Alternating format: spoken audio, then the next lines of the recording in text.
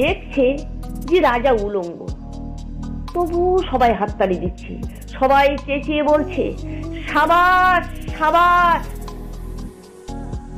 কারো মনে সংস্কার, কারো ভয়, কেউ বা নিজের বুদ্ধি অন্য মানুষের কাছে বন্ধক দিয়েছে, কেউ বা পরান্নভোজী, কেউ কৃপা প্রার্থী, উমেদার প্রবঞ্চক, কেউ ভাবছে রাজবস্ত্র সত্যি অতীব সূক্ষ্ম, চোখে পড়ছে না যদিও তবু আছে, অন্তত থাকাটাকে যে অসম্ভব নয়।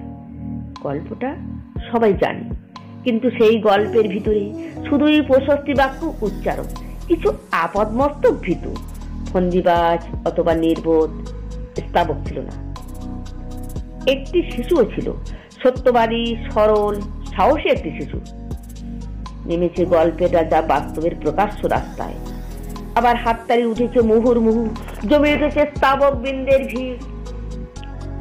কিন্তু সেই শিশুটিকে আমি ভিড়ের ভিতরে আজ কোথাও দেখছি না। শিশুটি কোথায় গেল? কেউ কি কোথাও তাকে কোনো পাহাড়ের গোপন গুহায় লুকিয়ে রেখেছে?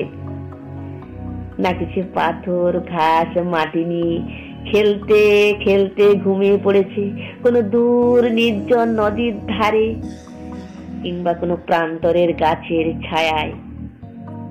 যাও, তাকে যেমন করেই হোক খুঁজে আনো। সে এসে একবার এই উলঙ্গ রাজার সামনে নির্ভয়ে দাঁড়াক।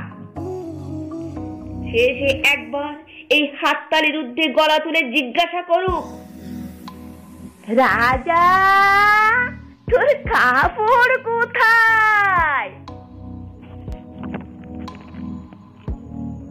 শিকার কবিতাটি ভালো লাগলে দয়া করে লাইক, কমেন্ট, শেয়ার করবেন এবং চ্যানেলটিকে সাবস্ক্রাইব করে দেবেন।